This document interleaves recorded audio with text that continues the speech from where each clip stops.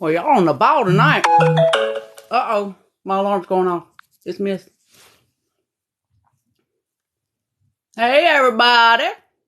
Had around 17. How you doing? How you doing? Hey, Terry. What's up? Hello, Minnie. How's everyone this lovely evening?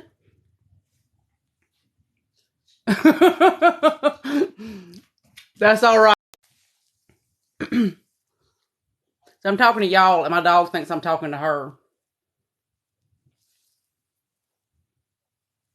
Well, now we can stick to the first book if that's as far as everybody got.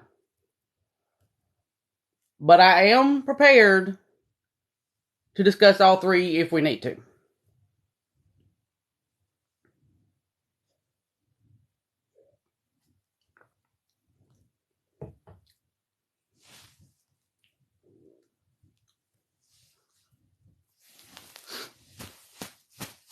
So, shall we get started? So, as y'all know, Legacy of Darkness by J.M. Wallace. This is what was chosen, and some suggested that we just go ahead and do the whole thing. And they were kind of, not long books, so I did it. I read the whole thing, the whole trilogy. So, here's what we're going to do.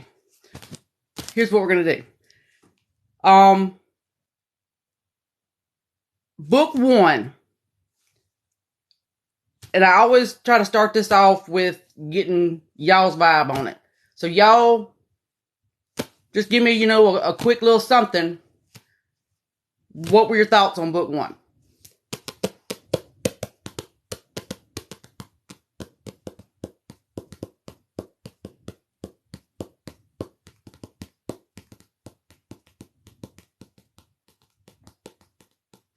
I'm sitting here trying to help y'all type faster.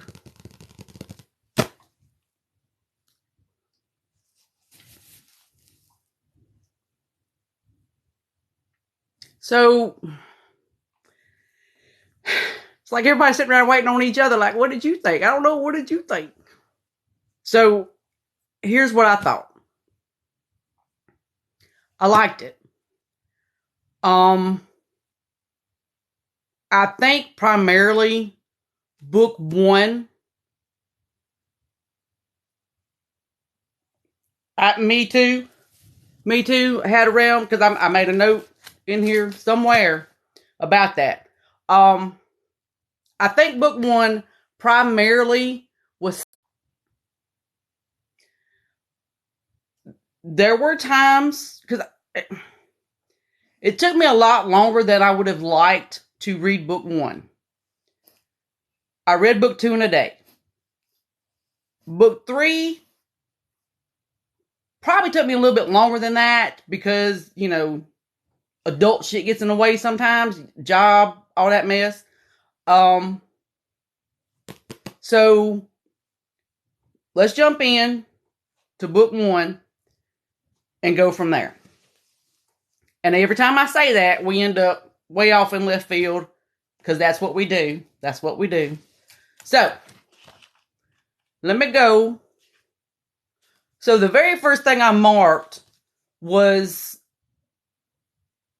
I don't know if y'all got physical copies or ebooks, but the very first thing I marked was about when Bal was having that discussion when Shay and Bastion were kind of like hiding in the room, eavesdropping. And I just made a note, is Bal going to be trouble? And I think it turned out that he wasn't. Yeah, he turned out not to be because I don't think he survived the night.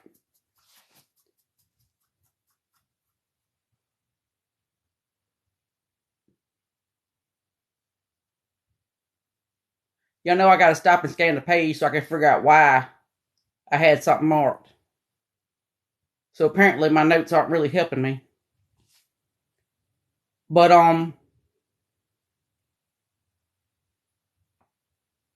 you get a lot of flashbacks to that night at the ball. Throughout the whole series, really, until, see, there I go.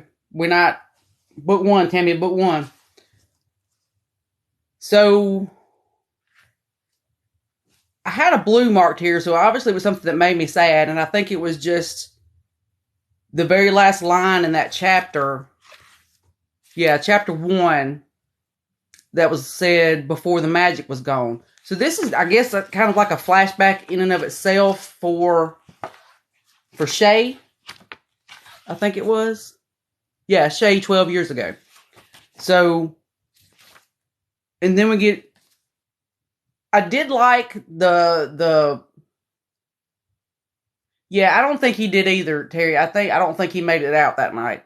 I did like that we got the dual point of view from Shay and from Soren. And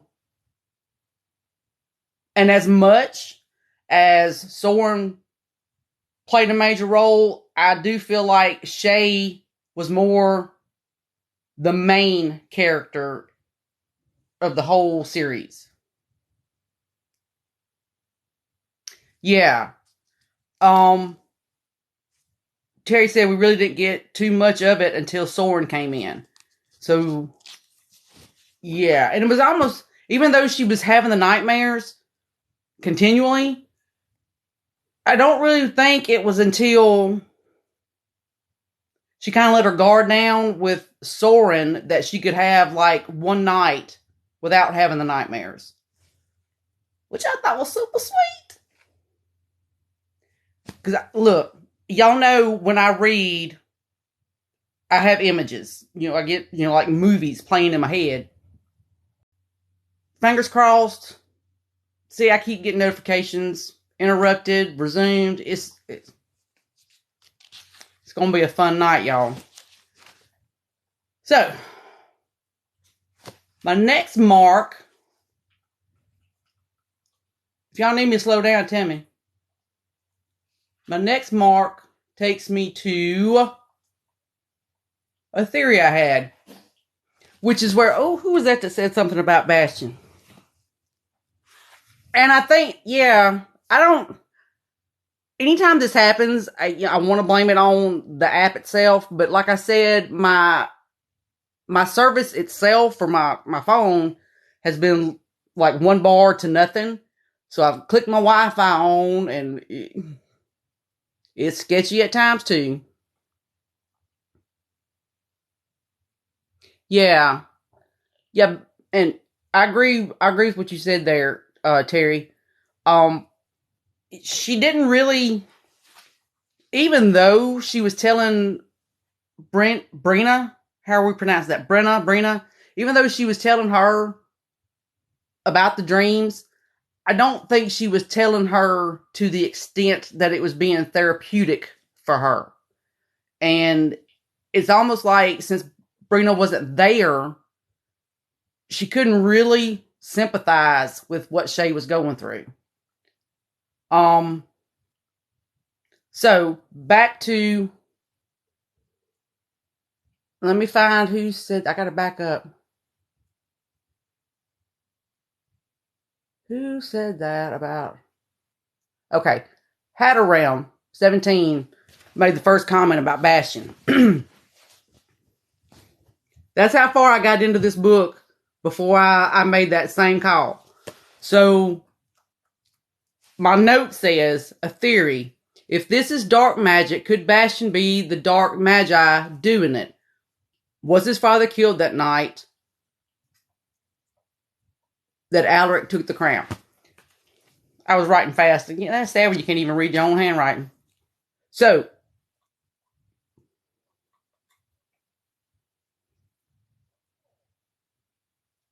we know that Soren has done a lot of research. So he's kind of pieced together what they need to do.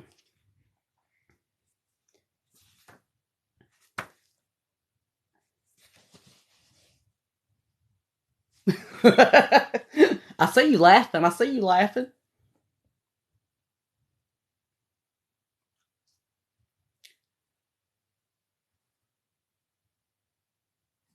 So,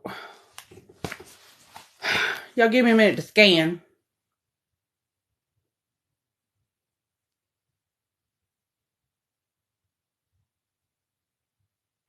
Okay, so my next mark was just where she was talking about how her nightmares are different sometimes. Like, on particularly bad nights, she would find him, I guess talking about Bastian, only to watch as one of King Alaric's men plunge their sword into his back. She knew it wasn't real because that night she had not been able to find her friend in the ballroom. So, and I think I marked that just because it's like, okay, she wasn't able to find him. And I think for a moment there, I was like, okay, well, did he make it out? Did Bastian make it out?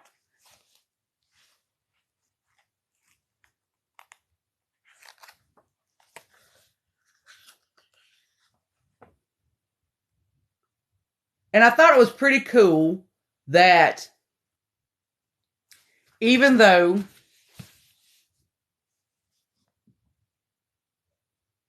Alaric had kind of like banned magic, that one of the councilmen was a magi. What's his name? Anselm?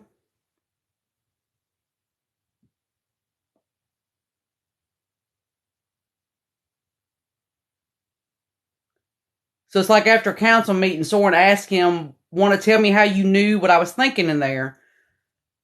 And before Anselm answers him, Soren says, you're magi. And Anselm just nodded. So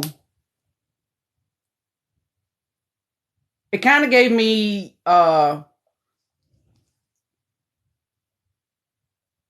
yes. And then we find out later what that was really all about. I can't remember if is that book one? Where the fog, where she almost jumped off?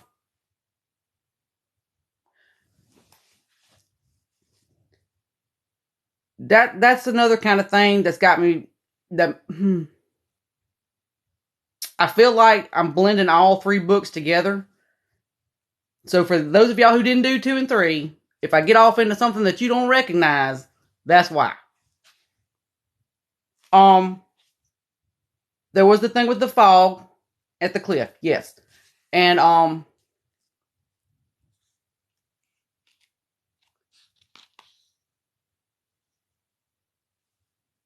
can't remember now if that was actually Bastian or Umbra. I'm sorry, y'all. My husband's texting me. Y'all give me a moment to talk to my boo.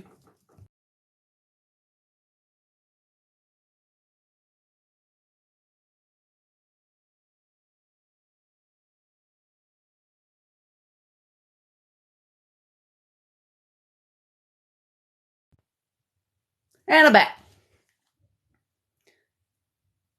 So I'm gonna tell y'all, it's not been intentional at all.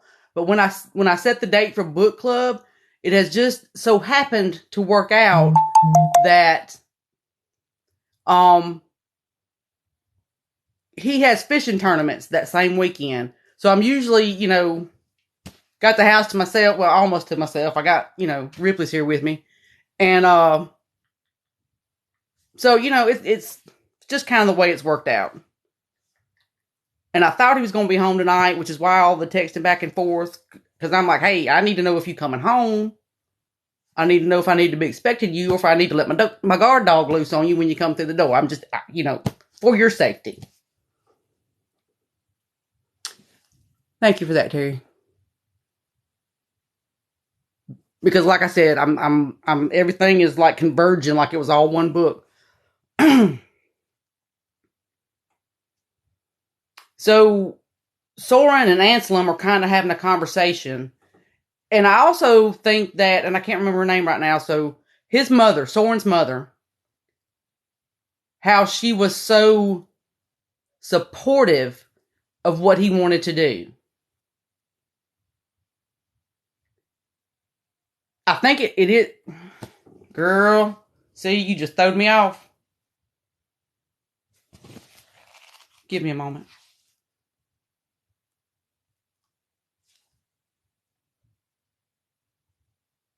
It was book one. It was book one. It was book one. And it was just like the minute,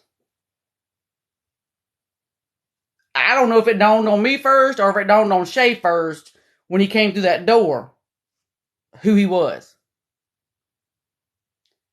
And we'll get there, y'all. We'll get, see? There's just no way for me to keep a set, you know, try to go, what you call it, an itinerary for our book clubs. I've said it before and I'll say it again. Squirrel. So we're just going to keep going. A happy moment. A happy moment. Let me find out who's reliving, who's having this flashback. Okay, this is Soren's flashback.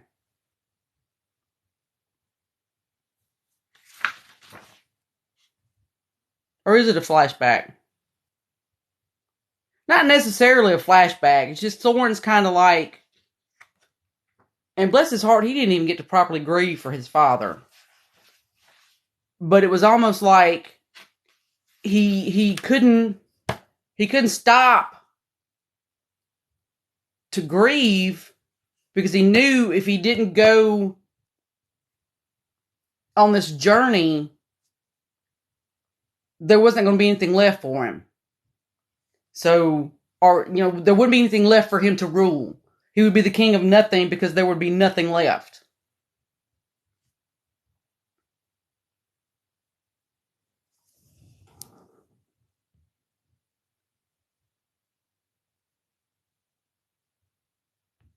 Thank y'all for helping me keep everything straight.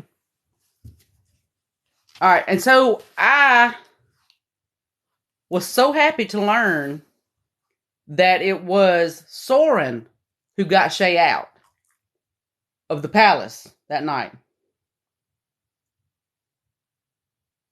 Me too. The dog attack happened first, right? And then all of a sudden this dude shows up. Well, no. Or is it vice versa? He showed up claiming he'd been attacked. And then when Soren went out to do something, he was attacked. Y'all remind me.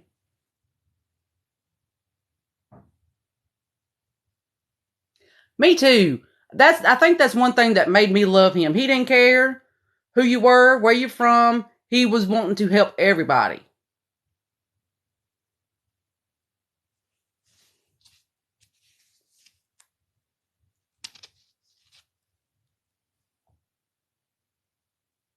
I'm trying to keep caught up on everything y'all are saying.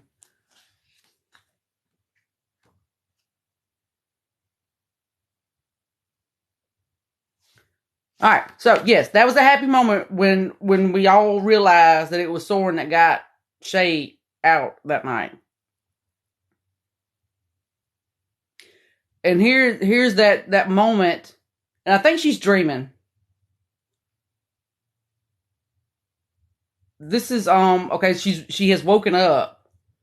She's kind of like remembering her dream, and she says a hand grabbed her wrist, startling her into motion. It pulled her from the ballroom floor and into a stairwell past bloodied guards. Their throats were slit as they laid slumped on the marble floors. She shut her eyes tight as she allowed herself to be pulled past them. Bastian must have finally found her. She would be safe now. But when the boy turned to look at her, she realized it wasn't Bastian. Terror clouded his dark, stormy blue eyes. He was not much older than her, though he was much taller. He held a finger to his lips, and then she awoke. I thought that was so sweet.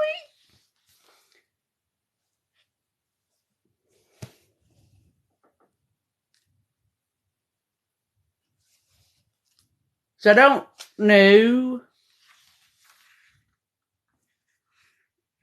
Are we still there? I'm getting some messages down here, y'all. I don't know what that's about. See? Okay. Must have cut out because now I'm having to back up and see what all y'all said.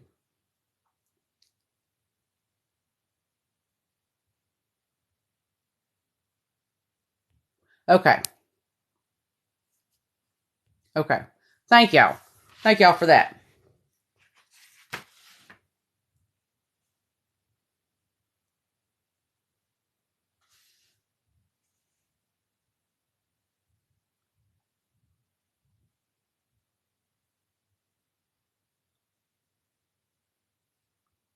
So,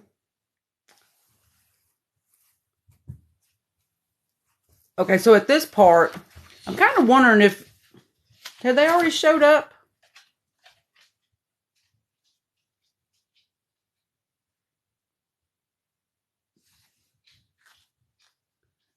Okay, so she had that particular dream.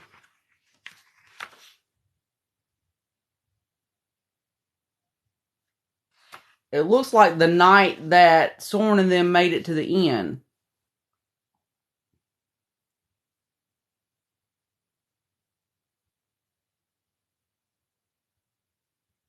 Or maybe not.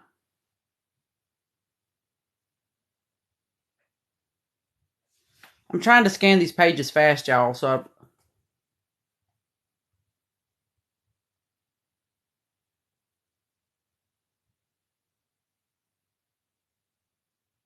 yes.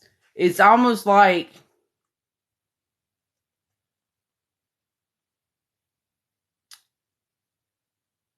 didn't he know it was her?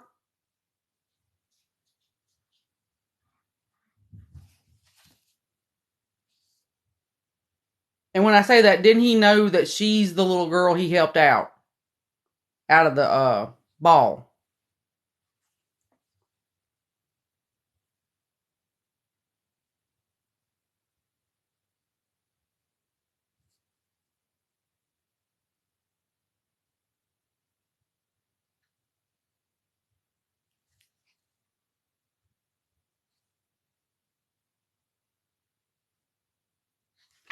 I'm trying to look because I feel like I'm at a spot where he might.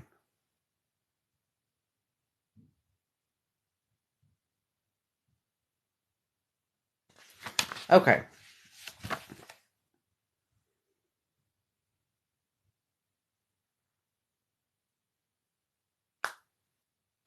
Okay, yeah, you're probably right because she apparently had some eyes that were very unique.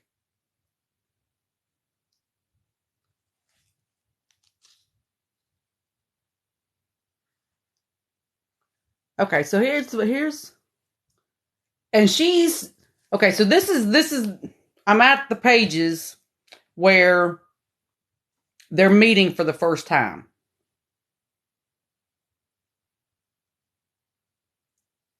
Yeah. So let me, Lord have mercy.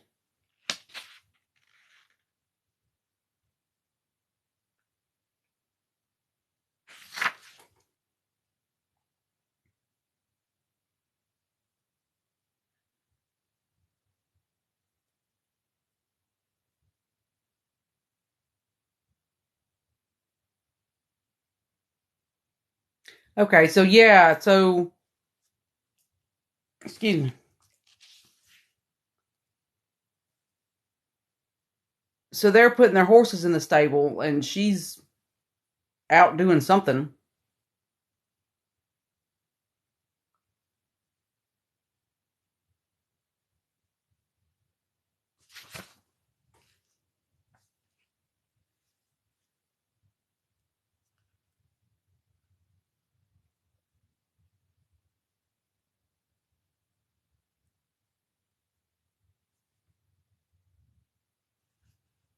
I'm scanning fast, y'all. I'm trying to find that moment.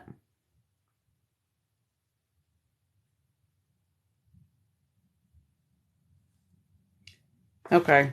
So, and then she's like, and his eyes, there was something familiar about them.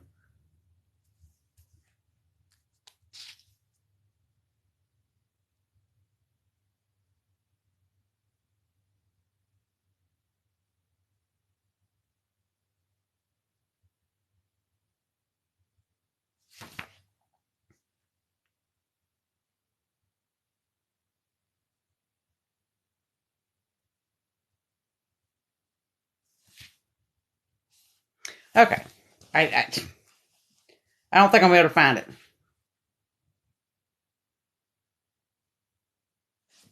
Let me back up. That was funny. Him making tea. That was funny. I don't believe I'd care for a cup of that myself.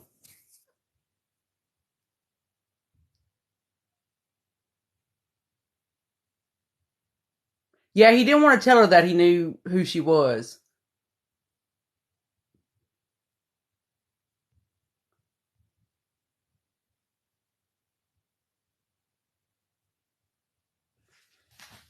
Okay. Oh, here it is. Here it is. I found it. So it's that part where she had not been joking. She really had made him put the tea on. I don't know what they're talking about, but Soren says, I'm trying to make up for it, and she asked him make up for what exactly?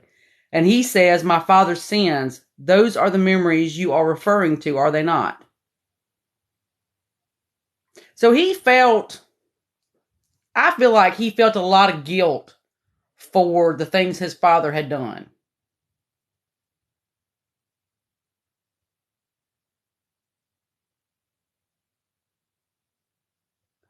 Her with that axe. She going to...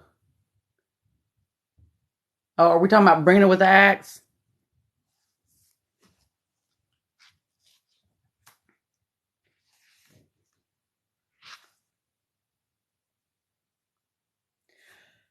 Okay. So I marked a lot on these pages here because this is where we first learn the final judgment story. Protect him from harm. And then it goes on to say, I did too. That was not a happy moment. But then the story goes on to say that Leto and Roth were able to pass their test, but Priest was unable to forgive or forget his vengeance, and I guess therefore unable to forgive, therefore opening the way for dark magic. And so what we're trying to do in book 1,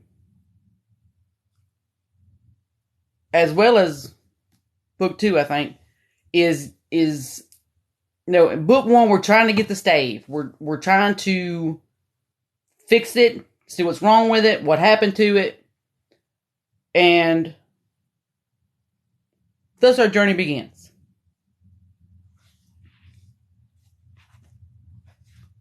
I got lots of green happening right here, y'all.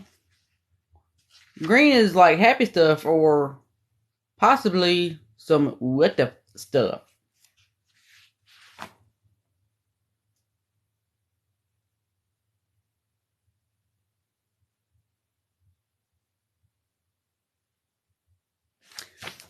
Remember what I said a while ago about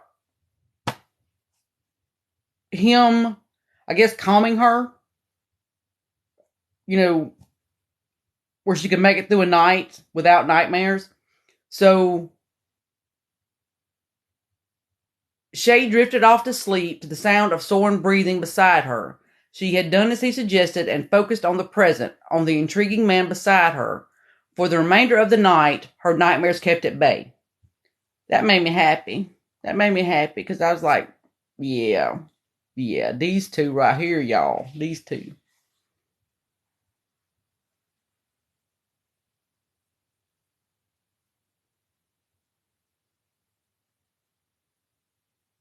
And then the next one was, it's almost like where he knew immediately who she was. She's just getting like deja vu almost with him. Yes. Our dear sweet little Mavka. That broke my heart. Broke my heart not just because of what happened to her, But it broke my heart for Bronn. Oh, that hurt me deep. So, let me figure out where we're at.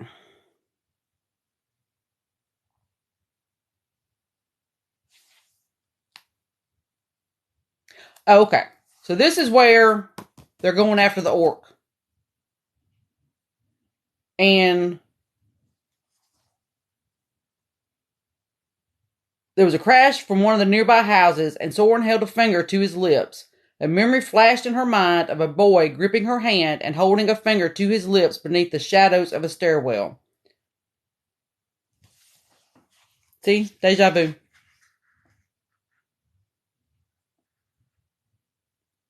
Wait. Everybody hold up. What's going on? So now I feel like I need to hurry up and zip through this. Because, I mean, yeah, I can... Okay. So they're going after the orc. Why did I mark... Oh, because it's not on that page, Tammy. This is... Okay, so my next mark was where Bronn is picking at Soren about how he feels about Shay. And he says...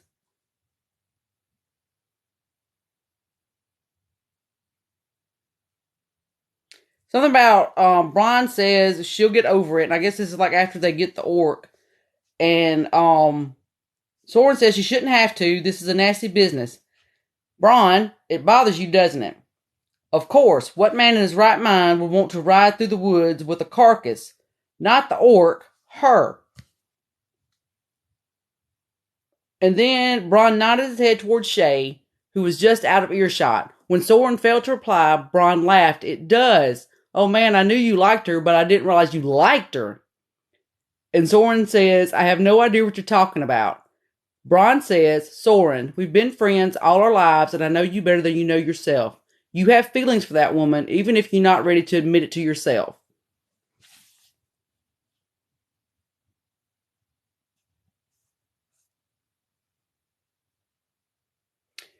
And this is the moment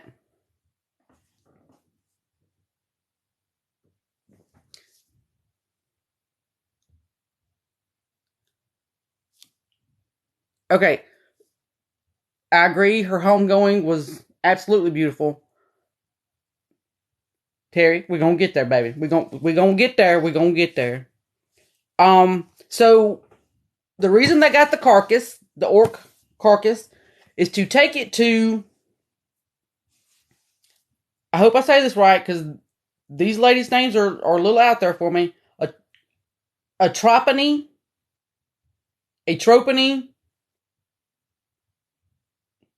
I'm going to say a tropony, because that's how, the whole time I was reading, that's how my mind was doing it. So, to their knowledge, she is a hedge witch, but not a common hedge witch, but labeled as an ancient. And at this moment in time, that's really all they know about her. They don't know how she's able to live as long as she has, but that she has. And then we find out a few pages later that she is actually one of the fates. So we have 3 fates, Atropany being one. Then we have Clauseri, who is, okay, so Atropany is past, Clauseri is present, and Lochtori is the future. Whew. But it would have been nice, I guess. Well, maybe not. I was going to say it would have been nice for them to play a little bit bigger of a role, but I mean, they're the Fates, so they're playing a role the whole time. I guess maybe to have more interaction with them.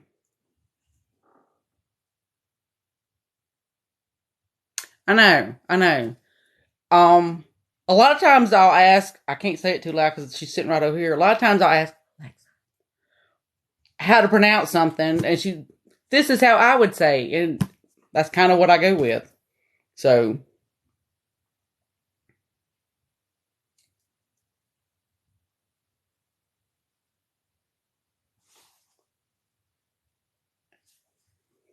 this part right here, I'm gonna read it to y'all so y'all all know where I'm at, what I'm looking at right now.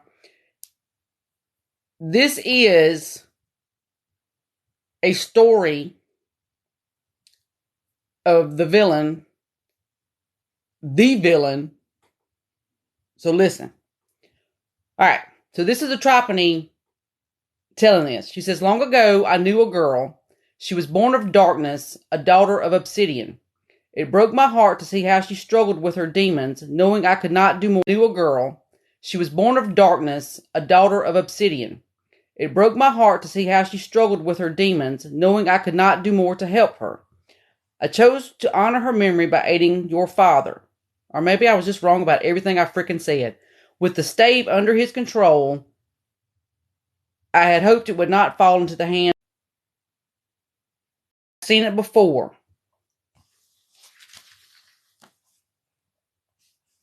So it's a I've seen it before.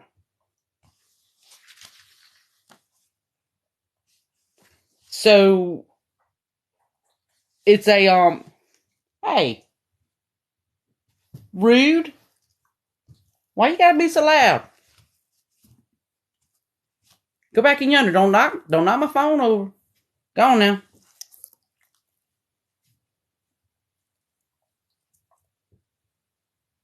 So I don't know if everybody has seen my dog. She's a German Shepherd. She's 5 years old. She got a tail about a mile long, and it is like the most destructive weapon I have ever seen in my life.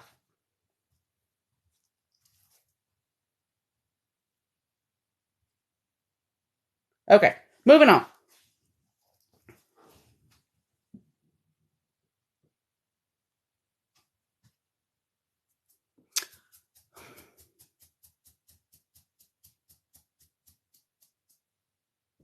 So I don't remember that. Alicia, are you answering that question? It's I honestly don't remember that. And I'm not saying it wasn't said. I just don't remember it. And then there's the moment when they're traveling through the woods, forest, and she's singing. Shay is singing, and all of a sudden,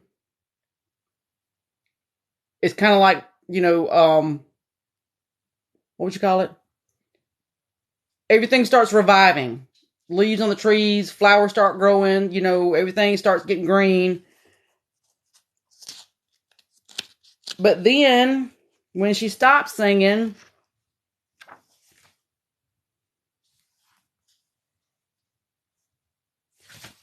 it goes away, right? So anyway, she was able to tap into her magic like that, and I think it was just because she kind of relaxed. She got lost in the moment. She forgot where she was at, where she was going, what they was going to have to do.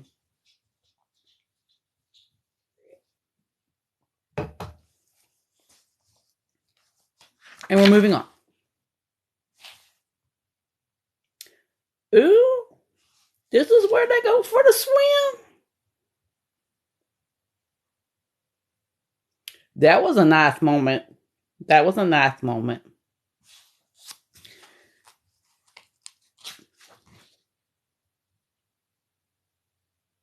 And then and she helps them out by flinging the naga off through the woods. Toodaloo. All right, so the Nefari are an ancient group of rogue magi who had been so hungry for power that they had tapped into dark magic. Sacrifices and bloodletting were their power source. And I'm not sure if it says it right here, but they could usually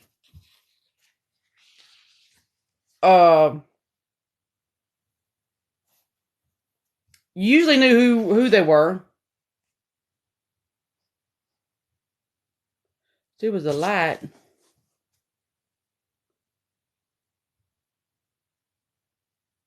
There was light, wasn't there?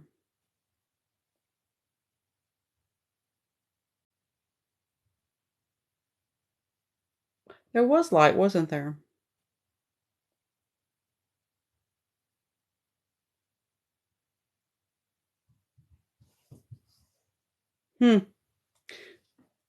But Nefari can usually be sensed by, or not sensed.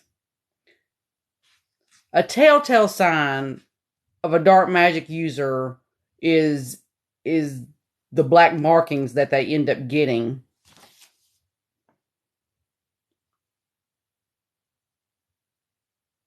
Oh, and this is a sad part with the fog.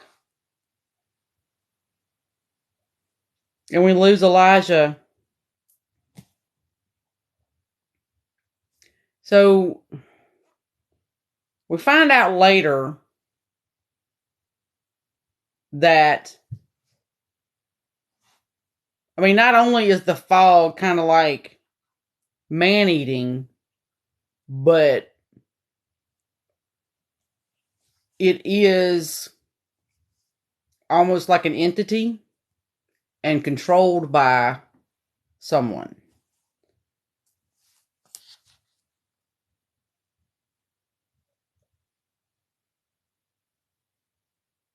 Yeah. The black mist engulfed him completely, almost as if devouring him. There was a scream and then silence. Elijah was gone.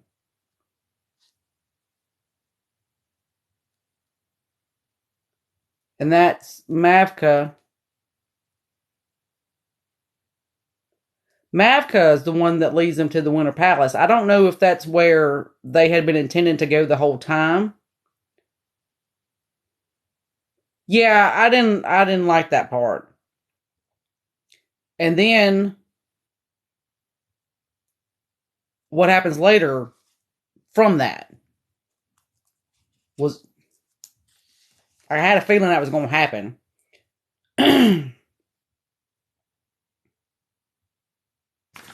So I marked this pink. Well, when something spicy was happening.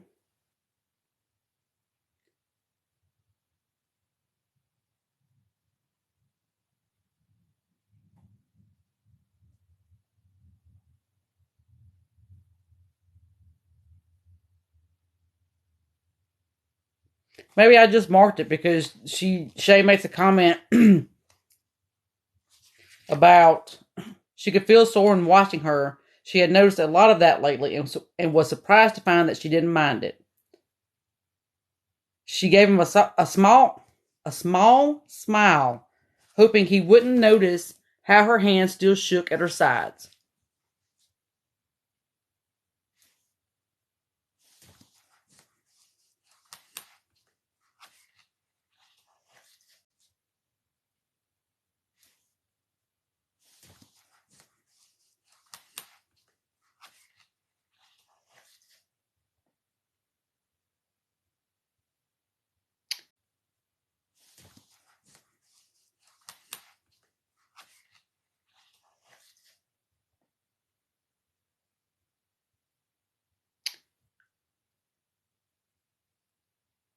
So she's back to talking about Bastion again. They're in the Winter Palace.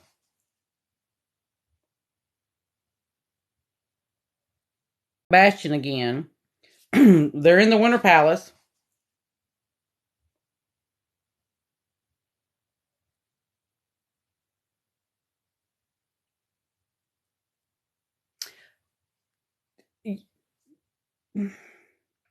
Talking about the fog.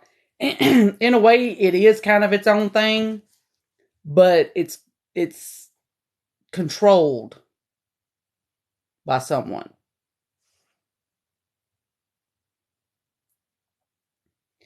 So anyway, we're in the Winter Palace, and they're both saying that it pretty much looks the same. You know, maybe just some dust, layers of dust on things.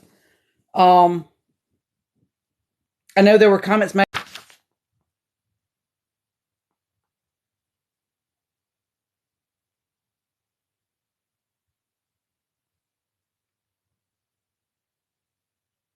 So here is, and I can't believe I didn't mark this. Shay is talking to Soren, and she says, "Can I ask you something? How can you believe in me and trust someone like Mavka? Do you not support your father's beliefs that magic is a danger to the people of Asterion?" He replies, "I believe in equality, not just for mortals, but for magi as well. If we can work together, you, me, and Mavka, building relations between humans and magi, then how can anyone tell us that the same isn't possible with all of Asterion?" He gonna be a good king. He gonna be a good king.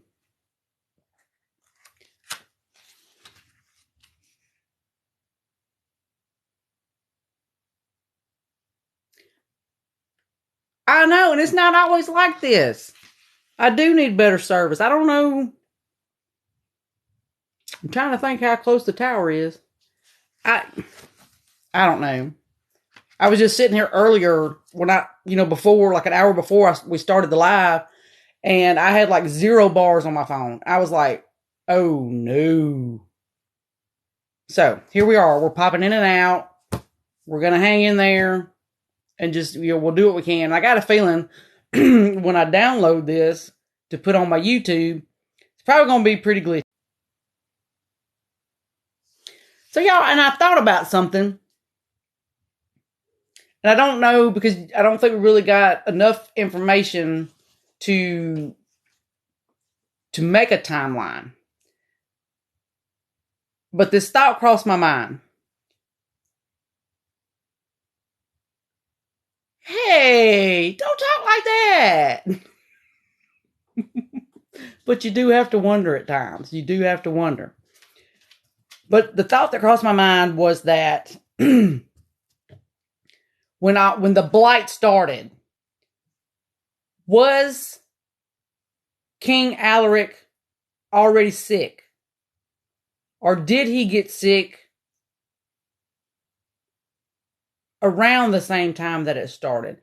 And the reason I'm saying that is because if he was connected to the stave, was the fact that he was sick and dying what caused this opening for the blight to come? I didn't read anything that would have connected those things together, but it was just a thought I had. Just a thought.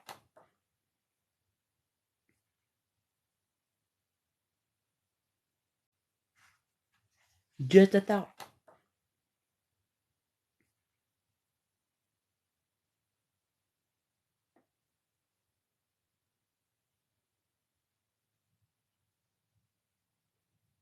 So, the next thing, who is talking?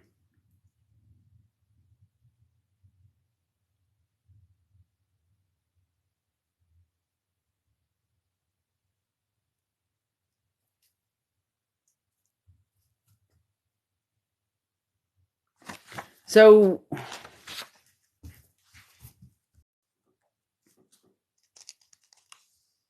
and we also learn about the shadow dancers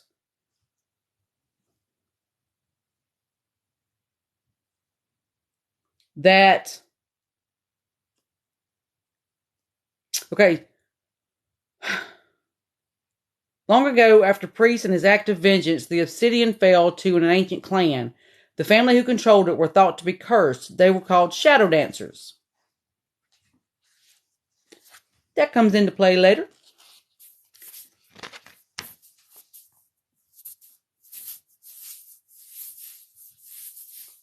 And then they do that little mind thing where see, I just lost her name. Like Tori kind of like takes them to a nicer spot where they can chat.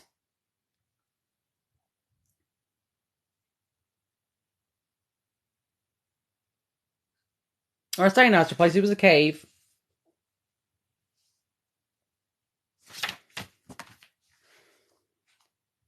Moving on. Yeah. That was just something that, I mean, it crossed my mind. It's like, hey, wait a minute.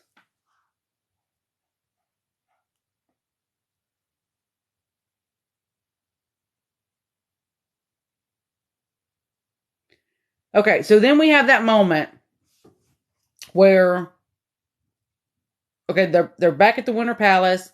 Soren is about to tell Shay that he was the one that took her out, got her out of the ballroom, and then we get the whole knock knock on the door.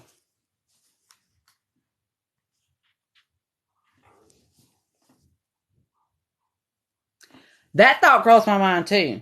And I want to say, somewhere in one of these books, I made a note. Because I wondered about that myself. And I think, which I don't know. I mean, that's almost like giving him a little too much credit. Part of me wanted to think that he had been doing it way back when they were kids. But I don't think he did.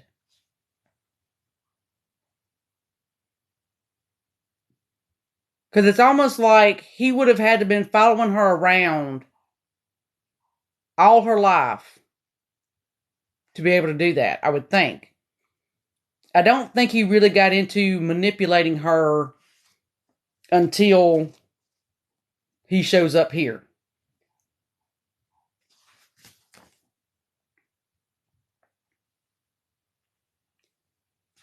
All right, so we go from the banging on the door, the man fell on the ground.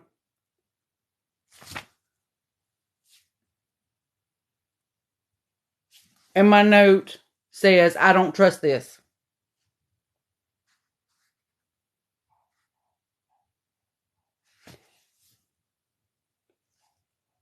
And I'm going to tell you another thing that clued me in, not just this gut feeling, but they get him in, they get him on a couch. She says, you need to rest, lay down. She puts a pillow under his head. He says, thank you. His voice was hoarse and he winced as he moved for the water, taking it in his gloved hands. Oh, I don't know if that's the first time it mentions his gloved hands.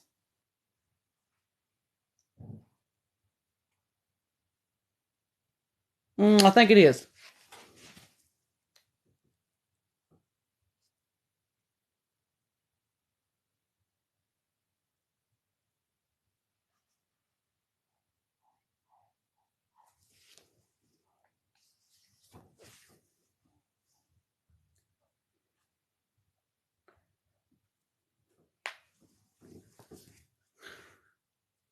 I'm reading y'all stuff and I'm sitting here thinking. So yeah, she does learn the truth when she sees her mother.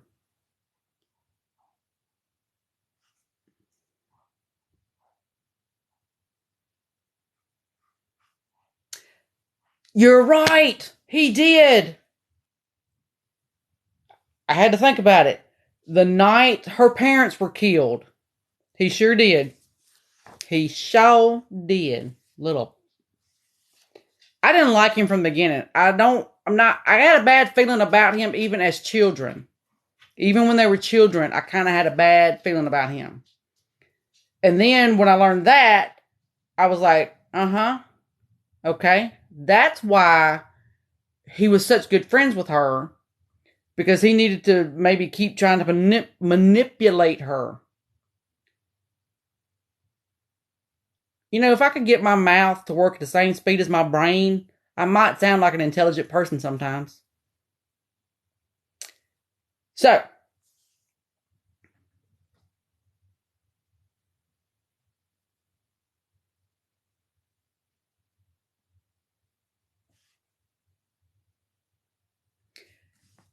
then, like, you know, when he shows up there, he's even messing with her then.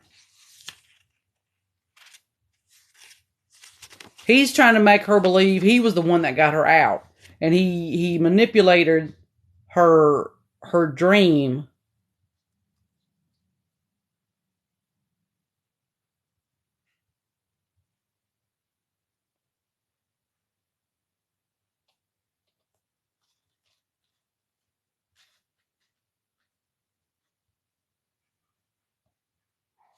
And then she got mad at Soren because of that.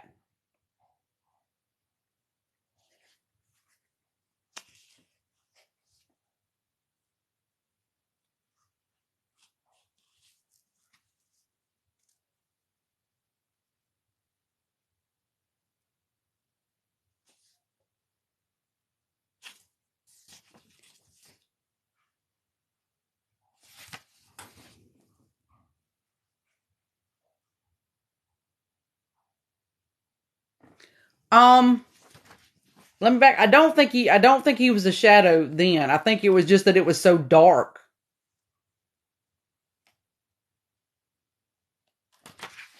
It was so dark.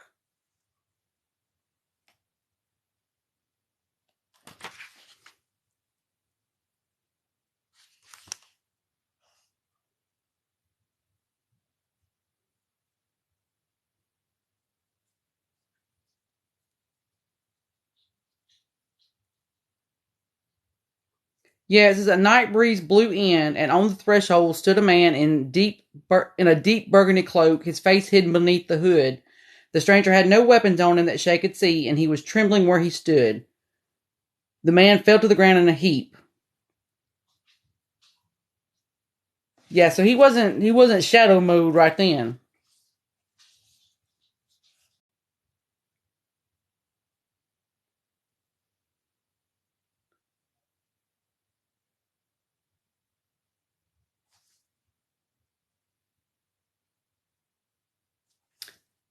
So Bastion is trying to offers to help her with her magic training, and it makes another mention about the gloves. And I made a note. I'm thinking Bastion is Nefari. The gloves concern me.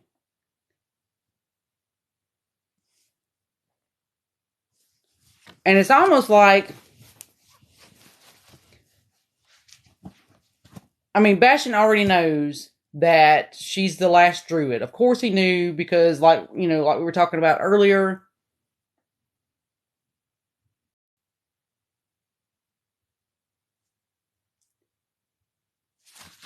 All right, so then we have this moment here where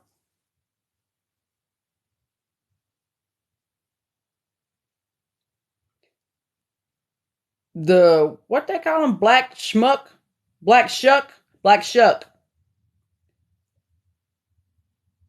is attacking, and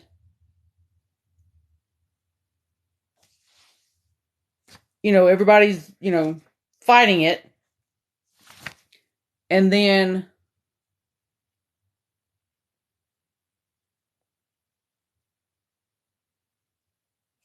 Shay, once it's gone, Shay goes to calm the horses down.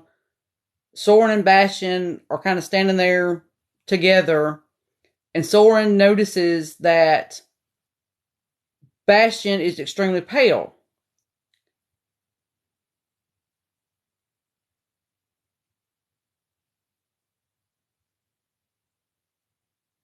So,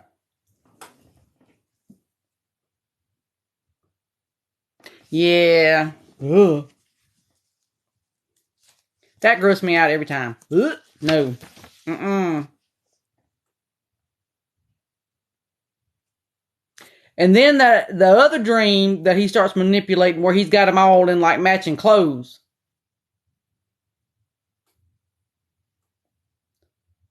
That's awkward. That's weird.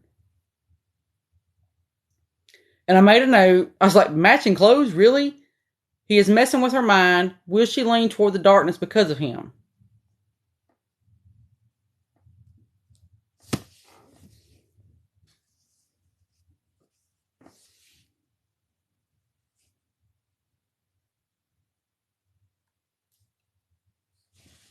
So they're out and about trying to find these Nefari campsites.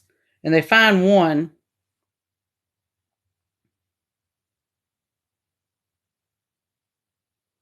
that has a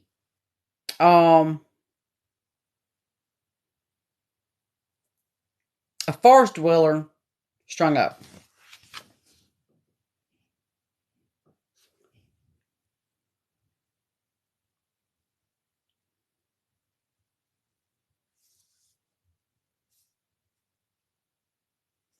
All right, so in the last, chapter,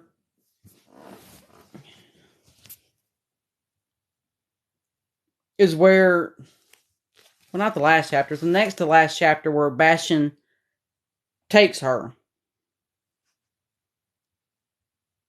And it's not, he manipulated her once again. You know, gave her that like emotional overload, and she kind of exploded a little bit.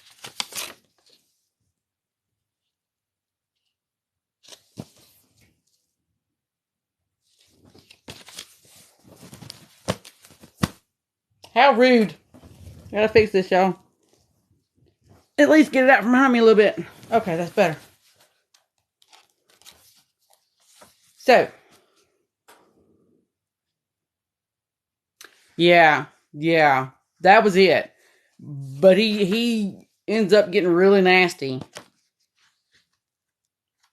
in book 2.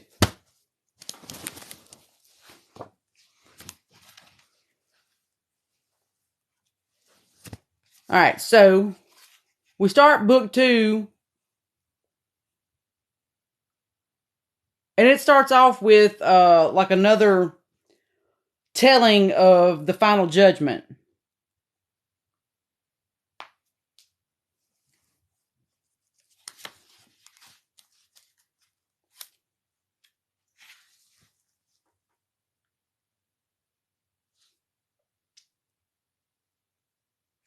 And then we get chapter 1 with Shay. And I made a note that so far seemed to be going on. You know, seemed to be going on. You know, with not just what was going on with Shay while she was with Bastian, but Soren trying to get to her. And yeah, so I enjoyed probably book 2 the most out of all 3. So I made a note at chapter 2 that says, did Alaric intend for things to go the way they did on the night of the gala, or even after? Even as king, could he not really control what was happening? Thoughts? Y'all tell me what y'all think. And I know we got an answer to that very question later, but I was already wondering that by the time I got into this book.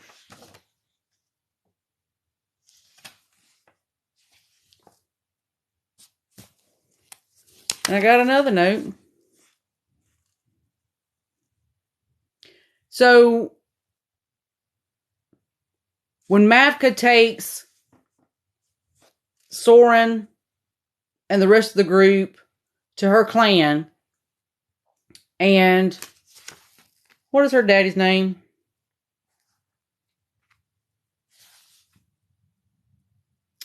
I can't remember her daddy's name.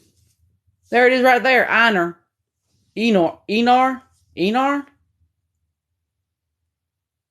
Einar. The chief. He tells Soren, it has been many a decade since I last met with the king of Asterion, a distant relative of yours, if my memory serves me right.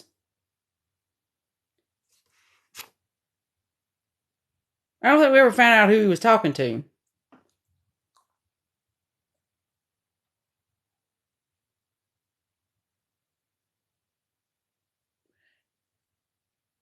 Yeah, Terry, book 2 had a lot more action in it than book 1. I would say it also had a lot more than book 3. In this book we get our big battle between Sauron. I just totally jumped off. Y'all know where my mind went.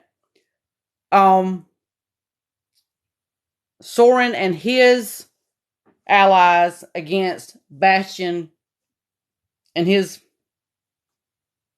folks. But we get a lot of information. And we see that Shay, while she's a little, while she's being manipulated a lot by Bastion, she's not as, what is the word? She doesn't succumb as easily in her mind. Now, something happens where she doesn't have a choice about some things, and I mean that quite literally. It's not moments where she's like, oh, should I do this or should I do that? I mean, she absolutely has no choice but to do what he tells her to do.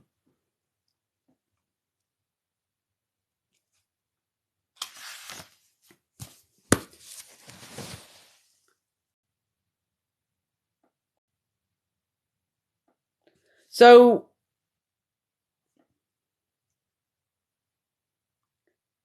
okay, I see. Okay, so I marked orange because this is something kind of important to the plot, but I also marked green because something was said during this that made me happy. With the sword of the brother Roth, they will have the ability to cut down anything in their path. With the stave and that girl you love, Shay, Soren winced at the word love. It was true, though he had not admitted it to himself until this moment. The chief finished, with the girl, I fear they will have the power to amplify the sword's ability by using the stave, spreading that power throughout their army until every Nefari wielding a sword has the magical strength to cut through their enemies. They will be unstoppable. And we find out later that is exactly the plan. She does put up a very good front. Unstoppable. And we find out later that is exactly the plan. She does put up a very good front. So, moving along.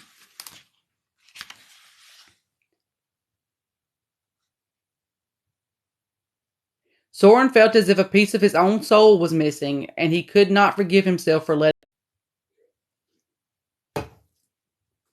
Because Bastion says, she's here as a simple gesture of good faith, a gift for your help. She is to be your lady-in-waiting on our journey to the Eastern Isles. He picked at his nails, not bothering to look up at the two horror-stricken girls standing before him. And if it helps to motivate you, to serve as a reminder of how merciful I can be and what is at stake should you fight against me, then all the better.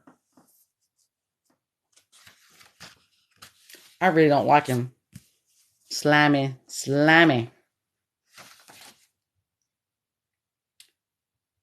So, Bastion has a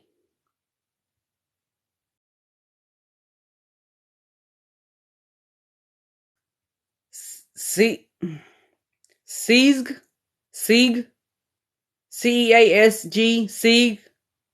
signing. Anyway, he's got signing, and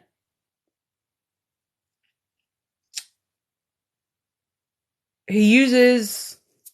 I'm not sure if he had already used a wish, but he uses a wish by telling her to take them to the sword.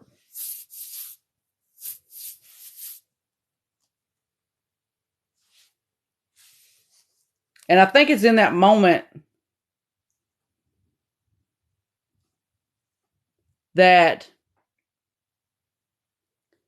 Shay realizes that Bastion is the leader of the whole kit and caboodle.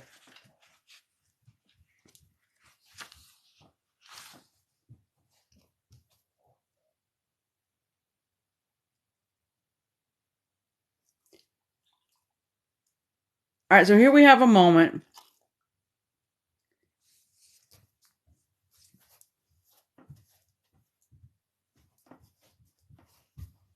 where Shay says, Shay shook her head and watched the horizon, hoping with all her heart that her friend was right. Where are you, Soren? The heavy wind blew wisps of her hair from her braid as she spoke. Shay closed her eyes tight and wished for the wind to carry her words away like a bird.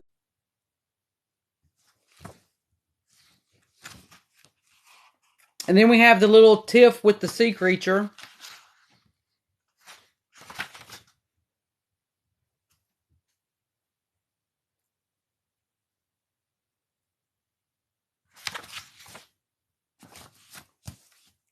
Which thankfully we didn't have to deal with him again after that.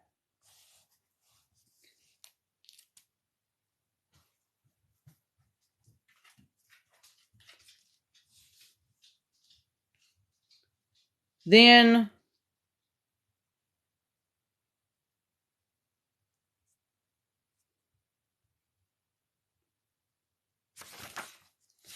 so we're moving.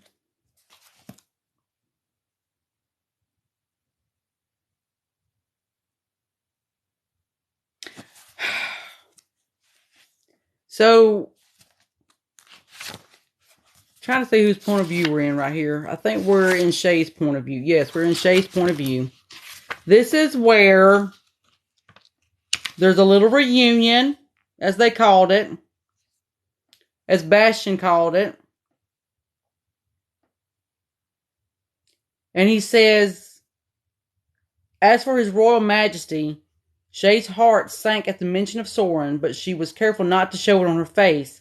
He's exactly where he should be, having a reunion. Super cool chick, super cool. She's just loads of fun.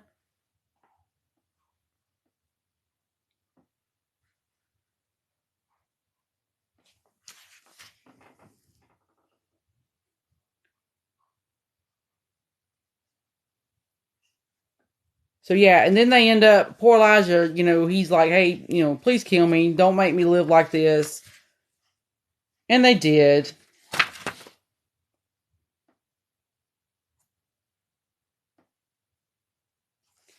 But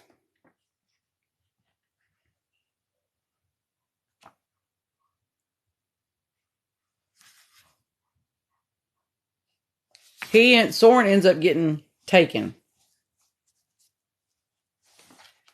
And bless his heart, Umbra puts him through some stuff.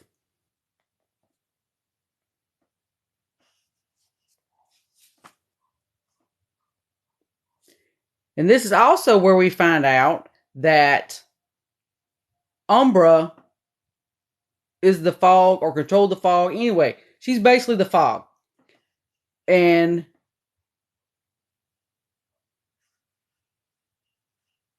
Soren is the one that says, it was you. You are the black fog from the forest.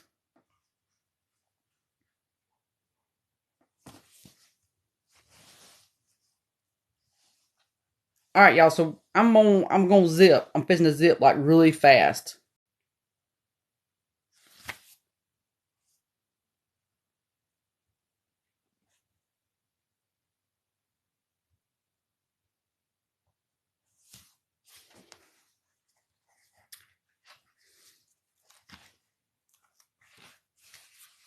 All right, y'all. Like I said, because I'm apparently cutting in and out all over again.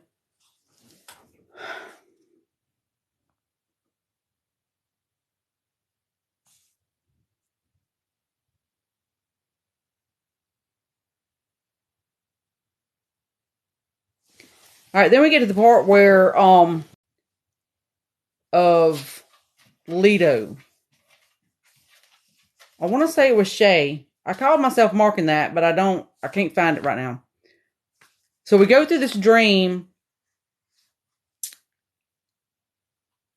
of Shay with her mother.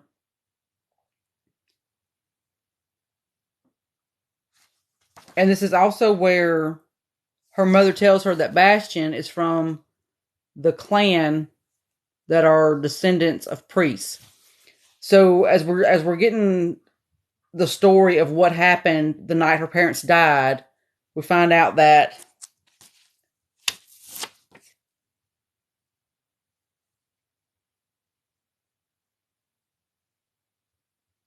So the Nefari were looking for the stave, and that's why they killed practically all the druids in that village.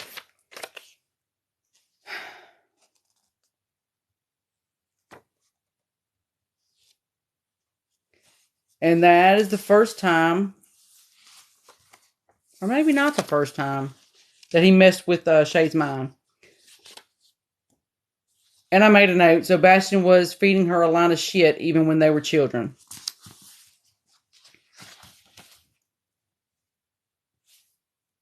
It is Shay. Shay is...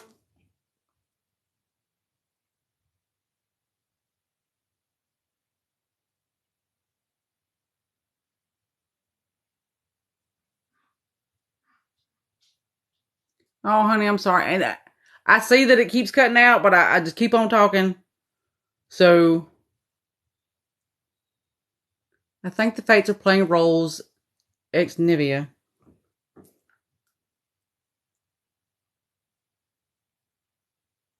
You know, you make a good point.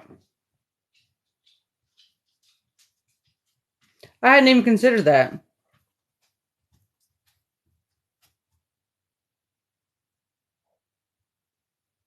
Or maybe possessing people, because you know, after that scene at the fountain, Nevia greets them when they come back across the river. And by then, you know, we'd already seen the three Fates at the fountain.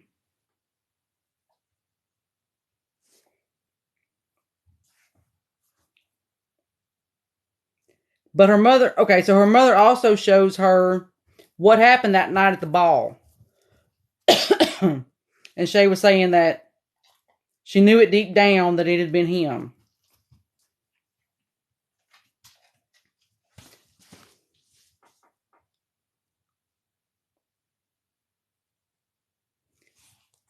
So this is pretty much her mother showing her what happened the night that her parents were killed, who saved her at the ball, and then what really happened at the ball.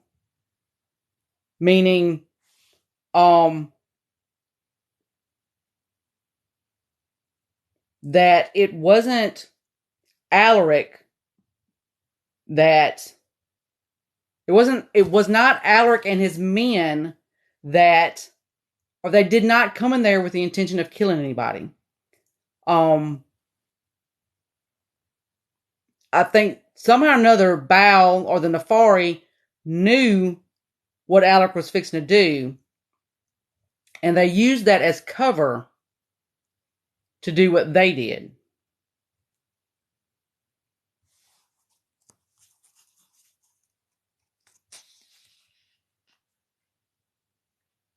What do you mean there was someone else in book 2?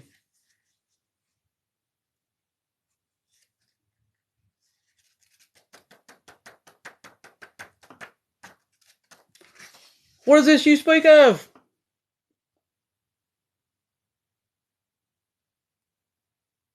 So now that Shay has all this information, she's got to figure out what to do with it.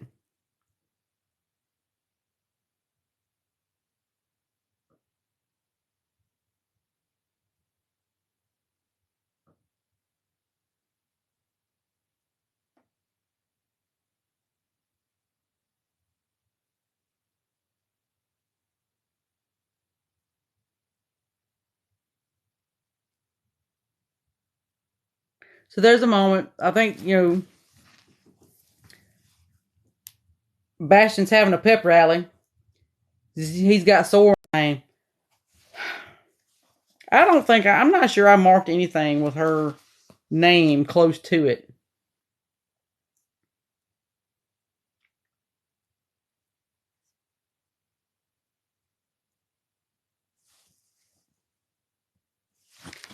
And why did I not mark?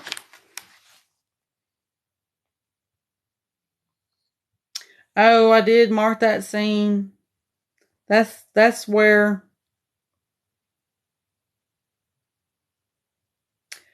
So this is... We also find out that even though we have defeated Bastion, that Umbra was really react to it because of where they were.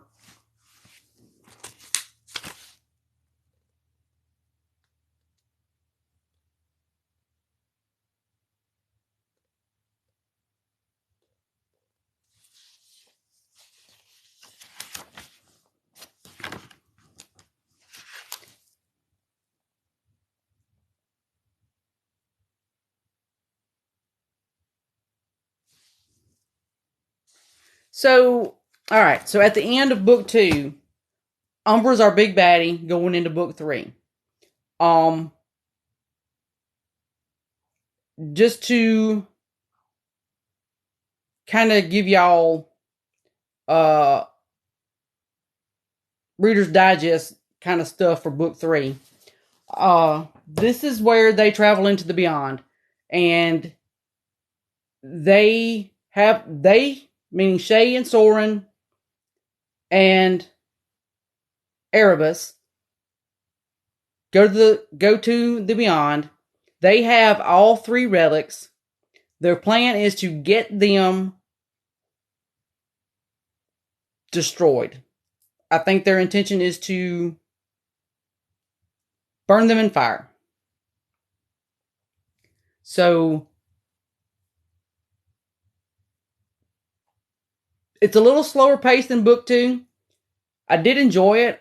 It was nice how it kind of wrapped up with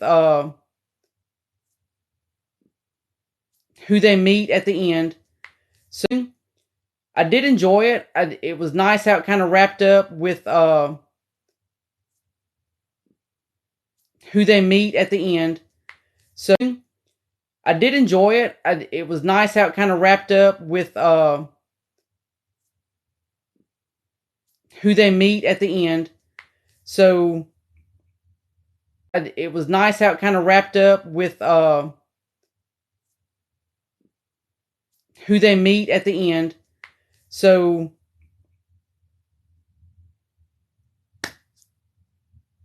I'm gonna call it a wrap, y'all, because we're going on 2 hours.